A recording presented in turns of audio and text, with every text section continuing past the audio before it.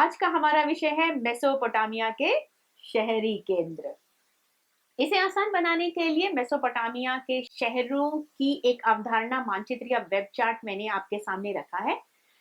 चलिए इसको हम और भी आसान बनाते हैं, 3 खंडों में इसका विभाजन करते हैं। पहला शाही शहर, दूसरा मंदिर शहर और तीसरा व्यापारिक शहर। बात करते हैं शाही नगरों की। यह वह नगर होते थे जहां राजा या शाही परिवार रहा करते थे। आप इसे शाही राजधानी भी कह सकते हैं। मारी का उदाहरण यहाँ पर आसानी से दिया जा सकता है। ये शहर शाही परिवार का निवास स्थान था और यह क्षेत्र प्रशासन का केंद्र भी था। विदेशी गणमान्य व्यक्ति यहाँ पर आते और जाते थे। यहाँ शाही महल जो एक स्थान था, वहां पर सारी की सारी सुविधाएं भी उपलब्ध थी, तभी इनका नाम शाही नगर या शाही शहर होता था। चलिए बच्चों, इसको और आसान बनाते हैं।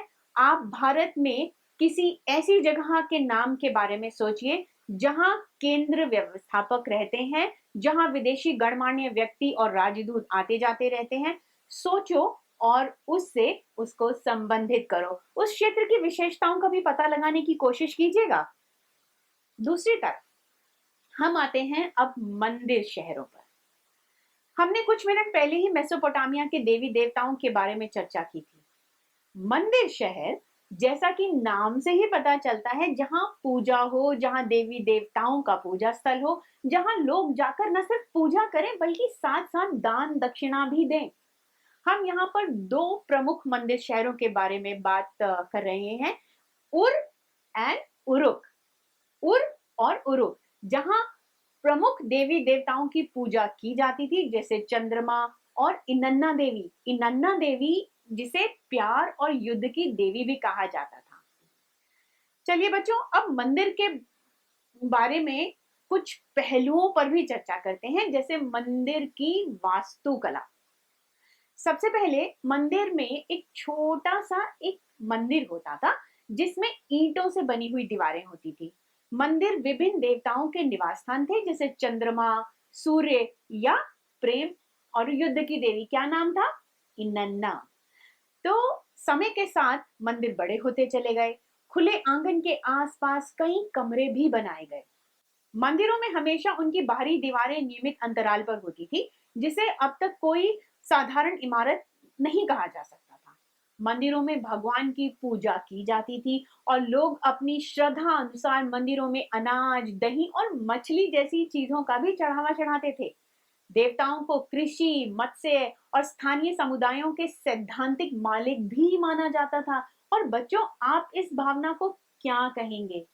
क्या कहेंगे? सोचिए। जी हाँ, एक तरफ उत्पादन, व्यापार और दूसरी ओर अनाज, रोटी, मछली आदि के वितरण और आवंटन का लिखित रिकॉर्ड रखा जा रहा है। मंदिरों में ऊनी कपड़ों की कताई और बुनाई भी की जा रही है। क्या कहेंगे? आप जानते हैं बच्चों कि जब भी मैं इन मंदिरों के बारे में सोचती हूँ, तो मेरे दिमाग में कुछ प्रश्न आते हैं, जैसे राजाओं को इस तरह की परियोजनाओं में क्यों शामिल किया जाता था? श्रमिक कहाँ से आते थे? इस तरह के शानदार कल्पना कौशल और उत्कृष्ट कौशल को लोगों ने कहाँ से सीखा? प्रशिक्षण के तंत्र क्या थे? क्या उन्होंने अपने दिव्य भगवान के लिए मंदिर बनवाने के लिए भूगोल, खगोल विज्ञान, वास्तुकला, संरचनाओं और वास्तुकला का क्या कभी ध्यान रखा होगा?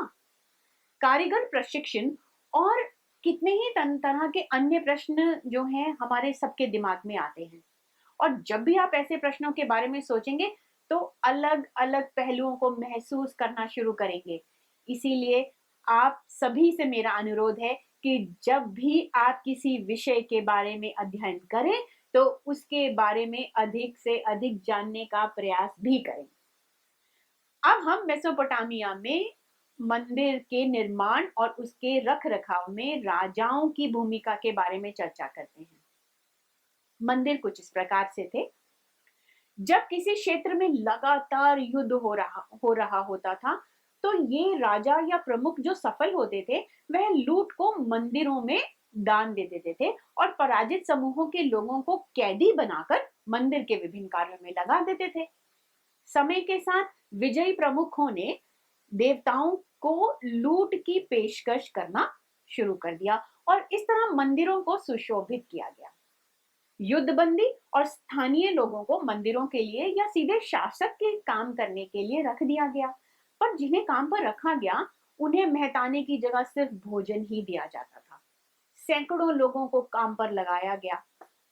तो बच्चों, मंदिर के विभिन्न पहलुओं को अगर हम सोचें तो एक है मंदिर देवालय के रूप में, मंदिर में किस तरह का चढ़ावा दिया जाता था, मंदिरों की वास्तुशिल्प विशेषताएं क्या थी, मंदिरों के निर्माण और रखरखाव में राजाओं की क्या भूमिका थी और सबसे आखिरी की श्रम शक्ति कहां से आती थी। चलिए अब हम तीसरे प्रकार के शहरों के बारे में अध्ययन करते हैं। तीसरे प्रकार के शहर व्यापारिक शहर थे, जैसे बेबीलोन और मारी को व्यापारिक शहर आसानी से माना जा सकता है। मारी, यहाँ कृषि और पशुपालन भी किया जाता था। चरवाहे, अनाज, धातु के औजारों आदि के बदले में जानवरों, मांस और अन्य चीजों का आदान प्रदान होता था। चरवाहे मजदूर या काम पर रखे गए लोगों को सैनिकों के रूप में भी कई बार भर्ती कर लिया जाता था और वह उस स्थान पर भी बस जाते थे। कुछ ने तो अपना शासन स्थापित करने की शक्ति भी प्राप्त कर ली थी। सोचिए, इनमें अकाडियन, असीरियन, अर्मेनियन भी शामिल थे। हालांकि विभिन्न जनजातियों के चरवाहों को राज्य में स्थानांतरित करने की अनुमति दे दी गई थी, पर व्यापार के लिए एक प्रमुख स्थान यूफ्रेटिस पर स्थित था, जहां लकड़ी, तांबा, टिन, तेल और विभिन्न अन्य सामानों को दक्षिण और तुर्की के खनिज समृद्ध क्षेत्र लेबनान भी लेकर जाया जाता था। नावें दक्षिण शहरों के रास्ते होती हुई मारी में रुकती थी और इस प्रकार मारी का राज्य सैन्य रूप से मजबूत नहीं था, लेकिन यह असाधारण रूप से काफी समृद्ध था। सो मारी एक ऐसी व्यवस्था जहां पर राज्य की व्यवस्था भी है और उसके साथ साथ व्यापारिक व्यवस्था भी है। बच्चों, क्या आप उनके इन शहरों के सामाजिक जीवन के बारे में या उनकी सामाजिक संरचनाओं के बारे में कुछ जानना चाहते हैं? जैसा कि हम भारत में कहें तो हमारे भारत में संयुक्त परिवार, एकल परिवार, वैवाहिक गठबंधन और ऐसी जैसी कई बातें आसानी से हम समझ सकते हैं और इसे समझना जो है ज्यादा मुश्किल भी नहीं होगा। तो इसी से मिलती जुलती मेसोपोटामिया की प्रणाली की ओर भी एक नजर देखते हैं। मेसोपोटामिया समाज में एकल परिवार को ही आदर्श माना जाता था। हालांकि एक विवाहित पुत्र और उसका परिवार अक्सर अपने माता पिता के साथ रहते थे।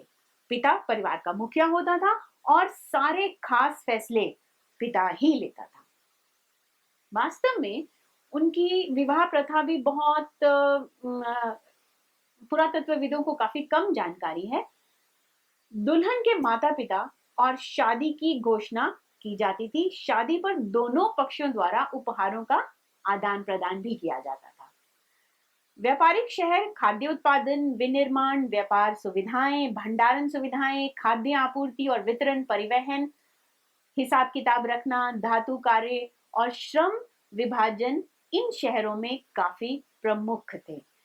एक तरफ हमने बात की कि वहां का सामाजिक जीवन कैसे था और उन सामाजिक जीवन के साथ साथ श्रम विभाजन भी किस तरह साथ साथ चलता था। चलिए बात करते हैं शहरों के लेआउट के बारे में भी। उर मेसोपोटामिया में खुदाई करने वाले शहरों में से एक था। संकीर्ण घुमावदार सड़कों से संकेत मिलता है कि कई घरों तक पहिए वाली गाड़ियां नहीं पहुंच सकती थी। घर की अनियमित आकृतियां भी नगर नियोजन की अनुपस्थिति का संकेत देती हैं।